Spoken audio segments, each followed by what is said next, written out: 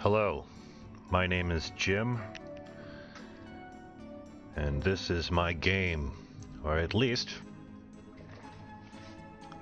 a demo of my game. It is called Fun Man, as you see, and I shall walk you through it. This is freely available for you to download and play yourself. The links are somewhere. Alright, well, first, this is to promote a Kickstarter. I'm trying to raise a bunch of cash so I can just do this all day forever. Not forever, I'd like to get it done, but you know what I mean. Not worry about stuff, so. There you go. There's a link for that too, I'm sure. Alright, let's play the game.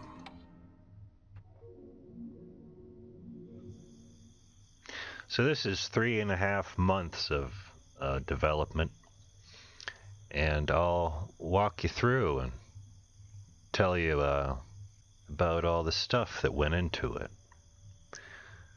So these trees here, this is going to be kind of nerdy for people who like to hear about nerdy things. These trees were, in the past couple days, I was trying to think of a way to populate the world and do it inexpensively computationally, and for the time being I came up with these. They're just 2D trees that I subdivided and gave them a little bit of oomph in the middle. So I actually created the level in Blender and then imported it into Godot, and then inside Godot there's a bunch of game elements that I place by hand. But for bigger things, working in Blender is pretty easy for me. So, around the game, we're going to have these information booths. And this is what's going to tell the player where to go. So, right now, there's just an ad for that place right there. But when you approach it, it gives you information.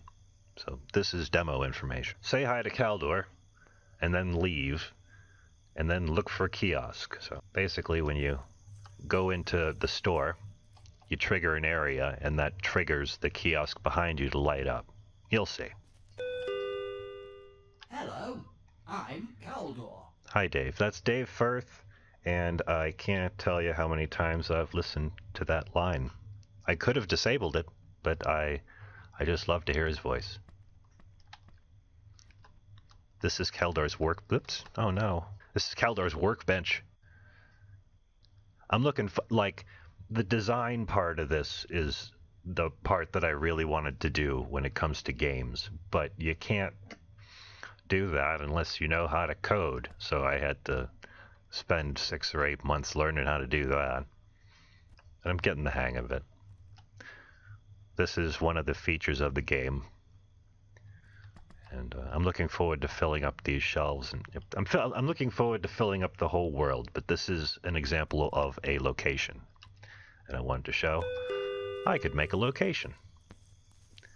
So, if you tried to go over here before we entered the shop, you would have hit an invisible boundary climbing this. That wall over there, go get it. So basically, I'm just teaching you the controls. Down here are rigid bodies that I kind of shied away from using for quite some time. But I figured I should probably throw a few in there so people, it kind of looks like I know what I'm doing. This climbing animation, this took months, and I just figured it out a couple days ago. The switch from right, left, forward, and backwards to up and down, that was difficult for me, but I figured it out. So, if you look at the bottom left, and then you look up and you admire that moon, I give you key hints as the game goes on, as you hit triggers. And I learned a lot doing this. It was a real pain in the butt.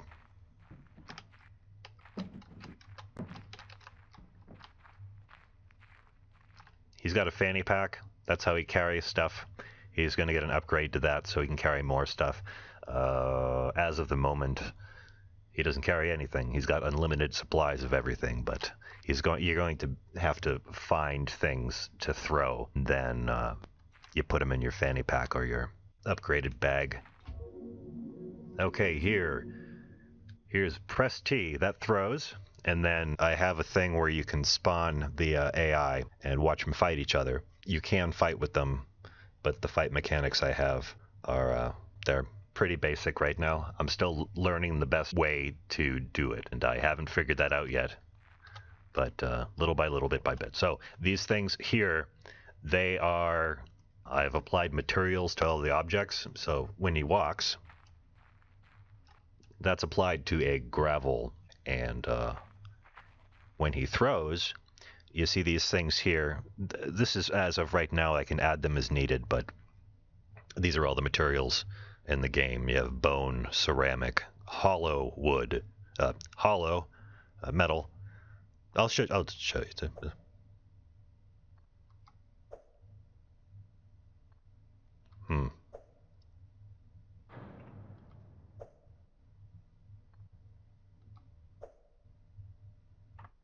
Yeah, you see, you throw the ball, it makes the noise of the thing.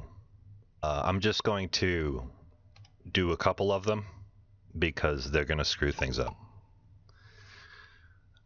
So the AI and these guys, they have an idle time and a wander time, and if they bump into they have detection areas around them. If they see each other, they'll fight. But I know this guy over here, he follows you.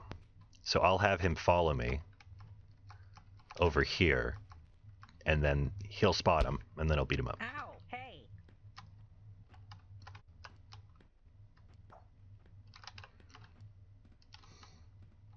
I don't want to. Ow!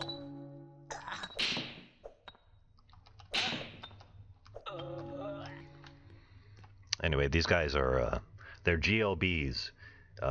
Which are these packs that it's like a packed file that has a whole bunch of animations and your textures and stuff. And I've been learning how to tweak them, so I've made a player, an enemy, and an NPC, and Kaldor, which I made from scratch. And learning how to tweak those has been a lot of fun. All right, in the game you have upgrades, and they're not going to be applied this way. You're not going to be able to click them. I'm going to make it easy for people to assign them because they're going to give you benefits in battles or for puzzles or stuff. But for right now, for development, I have this ugly thing. Bam. Robot foot. Jump up wall. So this robot foot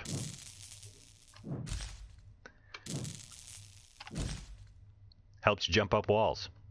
It's also going to have like a bionic stomp.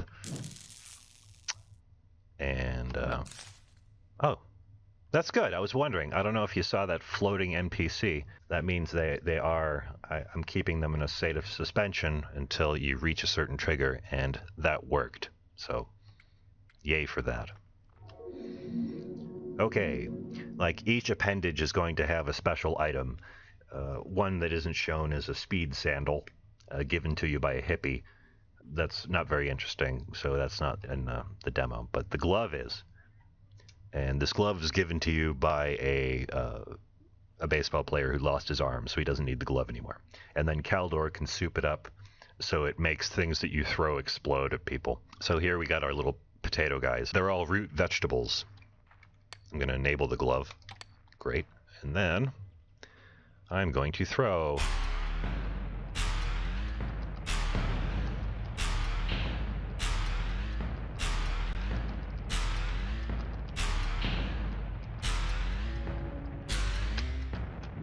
Yeah, you got to kill 5 of these guys to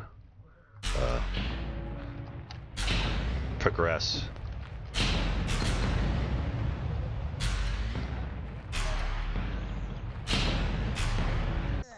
Yeah, I'm working on having them. Actually, they do have corresponding animations depending on the strike Funman gives him, but I disconnected it somewhere down the line. And I'm thinking about Robert Benfer, I think, is going to be the man to voice those characters. You're going to get an enchanted amulet. It's going to have powers other than shining in dark spaces. I think it will repel things or illuminate certain things in the future, but for right now it just acts as a flashlight. And this isn't a very interesting cave, but it showcases... Oh, there was a beer can there to tip over, but it disappeared. It showcases you can see in the dark. What's next? Crouching. This has like 5 or 6 different states to deal with, and it's right now it's kind of an annoying mechanic. Maybe I'll get better at it. But you hit C once, you crouch. If you hit C again, you stand back up. So you crouch and then you move. And then you stand back. You hit C and C again. There's a random name generator, so all these guys get random names now. I don't know if I'll keep that, but I thought it was funny for demo purposes because people could see the funny names and they can have a giggle.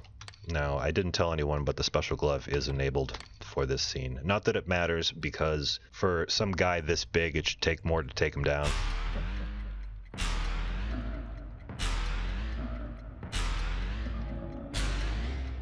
But it doesn't. I had to get the thing done. So, and there's an invisible trigger there that takes away your glove. So in the game, you have a fez, and the fez acts as a sort of car key. And you can't get into a car unless you're wearing a fez. And this was yesterday. I did a big course, an elevated course, but the code I have in the car right now, it wasn't great for acceleration or any like flying stuff like that, and I wanted to get this done, so I changed the environment. Oh, up until a couple of days ago, my enemy and my NPCs didn't have gravity, so they could only walk on flat surfaces, which was a big reason why the game looks so flat. But I figured that out a couple days ago, so I made the final scene have hills and stuff, and they can walk up and down hills just fine. And I was thinking that maybe people would have, if you ran through it and didn't read the signs or didn't remember the signs and you didn't think to look down at the X to exit the car, I put up those road signs to say, exit the car. Except there's a camera thing that happened that you can't really read them as well, because you see you could zoom the camera from a fun man on foot, but you can't do it in the car yet. But you will be able to. Let's go punch him. Stop! Leave me alone.